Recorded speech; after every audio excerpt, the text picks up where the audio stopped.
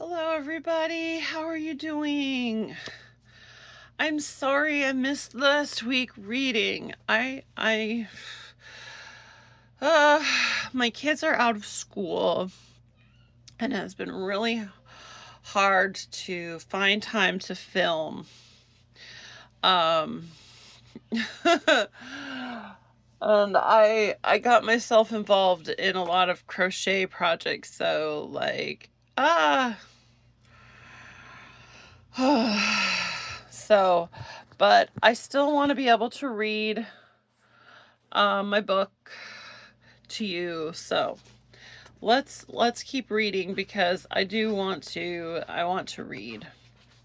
So we're on the interview. He just wants to meet you and say hello. Mom tried to sound calm, but she was dusting the same cabinet for the third time, so I knew this was more than saying hello. The principal of Lincoln Junior High was coming to check me out. Translation? He wanted to see how big a mess I was, maybe hoping to get rid of me before I set foot in a classroom. I have spent my entire life being tested. After every test, the thinkers put another label on me, and their conclusion is always the same: diagnosis idiot, except they use more technical terms. The labels do not define me, they only limit me. Mom sat me at the dining room table to work on one of my 200-piece puzzles, a flock of red cardinals perched in a snowy birch tree. Maybe she thought this would impress our visitor. Probability low. Dad was in his usual aloha mood, cracking pistachios and handing me a few at a time. I munched the salty seeds while separating the red puzzle pieces into a pile. 1, 2, 3, 4. I liked following a certain order based on colors and patterns. For this puzzle, mostly red pieces, then mostly blue, then mostly white. Birds, then sky, then snowy birch tree. 5, 6. This one has equal red and white. It goes in its own pile. Mom glared at Dad as she swept pistachio shells into her hand. 43 shells, 86 half shells, 7, 8, 9. Can we keep this room clean for 5 minutes? Dad exhaled, preparing for Mom's eruption. Relax, Gail. You're only making everyone more nervous. He shot me a goofy smile. Charity suffered enough, Steve. They have to let her in. Mom polished the television screen with a lint-free rag. Charity, you deserve the same opportunities as every other student. Yes, but other students can talk and have bodies they can control. 35, 36, 37. All we can do is hope for the best, Dad said. And if it doesn't work out, Mom threw the rag on the floor. If it doesn't work out, then that's it. Her voice got higher. The next stop is... She paused to look at Dad like she might throw up. PV, she whispered. I knew exactly what she meant. Pine Valley Developmental Center. The last time we went there, I almost did not come home. The thought made me want to throw up too. I was 8 years and 53 days old. My parents had fought to get an appointment with some superstar neurologist after a nightmare week of my body going berserk and me not sleeping. Then, when I do not sleep, nobody sleeps. We walked in looking like zombies and were led to a refrigerator cold exam room where we waited for 24 minutes. Mom and Dad did not speak. The buzzing fluorescent lights grew louder every minute. My worried legs kicked the metal exam table beneath me. Bang, bang, bang, bang. Dad helped me down and held hands to jump with me, singing a peppy Beach Boys tune. And we'll have fun, fun, fun. Hop, hop, right foot, hop, hop, left foot. We were still jumping when Super Doc burst through the door without knocking. He raised one eyebrow, and Dad lifted me back onto the table. No time for chit-chat. Same as all the thinkers before him. He treated me as if I were a dog that could not be trained. He adjusted his glasses and started giving commands. I'm not sure what he had for lunch, but his breath smelled of stinky garlic, and every few minutes he let out a low burp. Stack these cups, burp.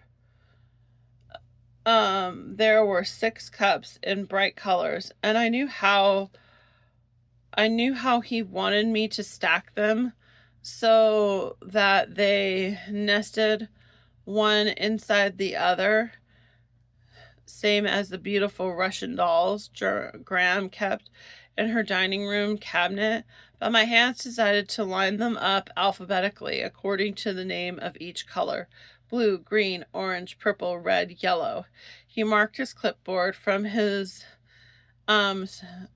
standpoint, I was sure that was a failure. Come on, Charity, you can do this, sweetheart. Like you do at home all the time, Mom said, rubbing my back. Please do not assist your daughter, Miss Wood. Burp. He pointed to the chair. That was his command to my mom. He turned back to me. Jump, he ordered. You saw me jumping a minute ago. You know I can jump, just not on command. Touch your nose. How does touching my nose prove anything? It does not show what's inside my head. In each failed task, he marked his clipboard. My heart beat faster. My feet begged to run, but he was blocking the door. Nowhere to escape. I was a laboratory rat too dumb to get through its maze. She's actually very coordinated when she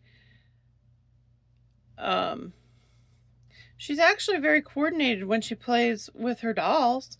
Mom sounded desperate now. She can comb their hair and dress them and put on their tiny socks and shoes. The doctor poked and tapped me with his little rubber hammer. Page 240. Rats have strong teeth and can chew through cinder block, glass, wire, and lead. I wish I were a rat so I could chew through these walls. She can put together 200-piece puzzles all by herself. Mom added as the doctor pinged a tuning fork and twirled it around my head. My head did not turn towards the sound. Failure. Draw a circle, he said, holding out a crayon. Burp. Great. Some days my hands are as coordinated as lobster claws. This was one of those days. My right hand reached. Got it. My fingers gripped the tiny cylinder. This was the hardest of all his orders. I thought maybe if I could draw this circle for him, then it would cancel out the other failures. This puny crayon, this 3-inch stick of bright orange wax could determine my future. My beating heart knocked on my chest. Mom had spent hours practicing letters with me. This was just an O, the letter O. O as in octopus, an animal so much smarter than anyone could guess by looking at it. Page 198. Highly intelligent, the octopus can navigate through mazes, open jars, and use coconut shells to create shelters. He held out a small notepad. Holding on tightly with my fist, I gripped the crayon. The orange burnt sienna actually wax touched the page. Mom and Dad held their breath.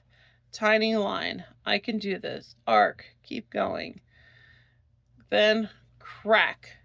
The sound of the crayon breaking in my grip was like a piano falling from a tall building and smashing onto a concrete sidewalk. I opened my hand and watched the pieces fall in slow motion onto the floor.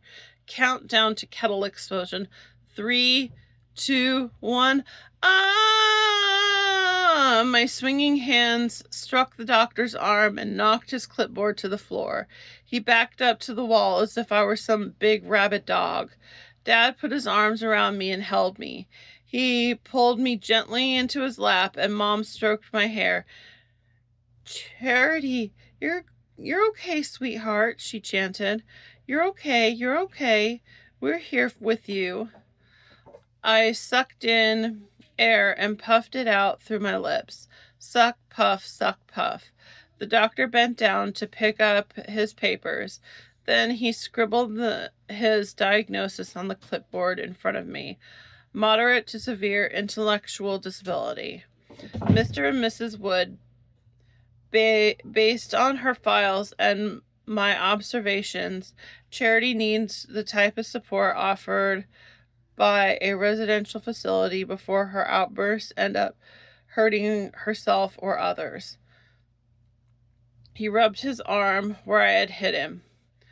Residential facility? He wanted to take me away from my family, make me live in an institution. I breathed harder because I knew he was right. I lived in terror every day that I would hurt myself or someone else. I hoped Mom and Dad were not remembering the times I darted into the street, or the time I knocked down Graham when she was helping me put on shoes, or the time I pushed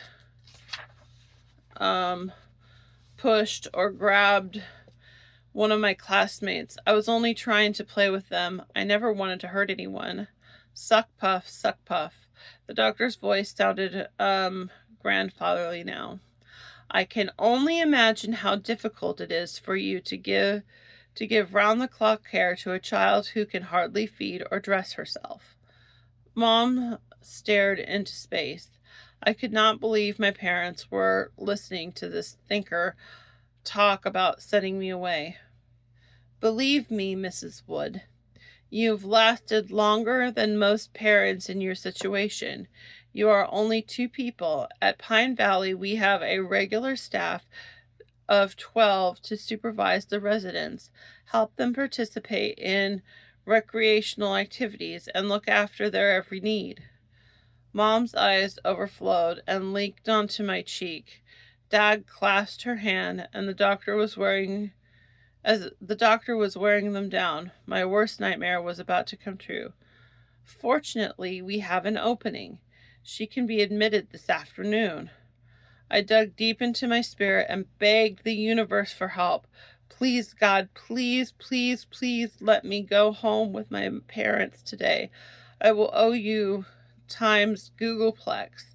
I will spend my life trying to repay you. Please, please, please do not let them take me away. What happened next, I cannot explain. I had heard stories of kids with no voice who, maybe once every 10 years, opened their mouths and uttered a clear and complete sentence. That's not what I did. Reaching deep into my soul, I felt a spark of electricity in my toes. It traveled up my legs, my stomach, my chest, my neck, and my lips. Not a whole sentence, just one word. One whispered word escaped. If anyone had been talking or making a noise, my one word would have been lost. My voice breathed, "No." Mom jumped up. "Steve, did you hear it?" "I'm sure it was a random vocalization," the doctor said. "Our medical staff can." Dad bolted up with me still in his arms. "Enough. We've heard enough. We're going home now, with our daughter." I wanted to shout for joy. I saw without leaving me with their worst nightmare, too. When we got home, I fell asleep. We all did. For 12 hours straight. But now, 5 years later, Pine Valley threatened me again. I had an IOU with God, but that was a losing bet coming from a helpless girl like me. If the public school rejected me, the district would send me to school at Pine Valley. That's where they send the most hopeless cases. School? Ha! It was even more of a prison than Borden. The doorbell made us all jump except for Hero, who ran towards it as usual, his stubby brown bulldog tail wagging. Dad opened the door to reveal a man and woman who did not look like they belonged together at all. Hello, I'm Celia Diaz, the special education coordinator. She had long, crazy, curly hair and a leather jacket with zippers. I wanted to zip and unzip them all. She bent down to scratch Hero's belly, which made his back legs thump, thump, thump. Well, hello, chiquito. Her happy energy contrasted with the sour look of the school principal beside her, Mr. Edward Jurgen. He smiled I wish I did not have to be here smile, wearing a gray suit, his hair stuck in place with gel. He looked more like a lawyer than a junior high principal. Ms. Diaz, call me Celia, she insisted, hugged both my parents, and came over to the table where I sat. She bent down and examined my puzzle. Look at this beautiful creation. Her hair smelled like cinnamon, and her curls tickled my cheek. Mom invited them to sit on our leather sofa. Mr. and Mrs. Wood, you know we're here to assess your daughter's placement, Mr. Jurgen said, pushing Hero away. I suppose he did not like the drool on his shiny shoes. We want her to be in school that best fits her, a school with appropriate resources for children with her challenges. Sounds as though you've already made up your mind. Dad folded his arms. Well, given her difficulties at Borden, Mr. Wood, I'm skeptical of her ability to benefit from our program. Working on my puzzle, blue pieces now, I caught Celia smiling at me, observing me. 122, 123, 124, 76 more pieces to go. Mom, ready for the battle, pulled out her most recent notebook and listed all the problems with Borden, from uncertified teachers to unsanitary conditions to inhumane treatment of students. Mr. Jurgen fought back by pulling my file from his briefcase and listing all my documented failures at that school. After a few minutes of back and forth, Mr. Jurgen's voice got louder. Mrs. Wood, please forgive me, but if your daughter can even pick up a pencil, I don't see how she can benefit from our school. He stood up and took a pencil and plopped it on the table in front of me. A dare. My body froze. Oh no. I dropped the puzzle piece I was holding. My hands turned into lobster claws again. I wanted to dare him right back. How about this? I pick up the pencil with my lobster claw if you make a phone call with your feet. Mr. Jurgen lifted his shoulders in a half shrug. It's the most basic of skills, Mrs. Wood. And time after time, your daughter has shown herself incapable of doing even this. Mom's lips frowned hard, but I knew he was royally right. The stupid yellow pencil lay there like a snake ready to bite.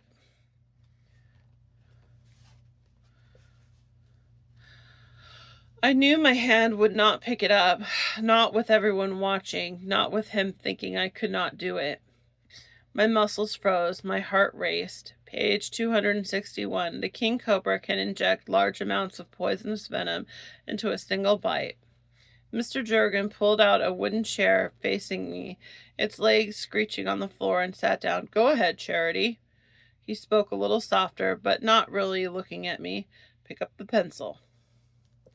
3 seconds ticked on the grandfather clock in the living room, and my fingers drummed lightly on the table. Tap, tap, tap, tap, tap, tap. Tap, tap, tap, tap, tap, tap, tap, tap, tap. Tap, tap, tap, tap, tap, tap, tap, tap, tap. Tap, tap, tap, tap, tap, tap, tap, tap, tap, tap, tap, tap, tap. He repeated his command.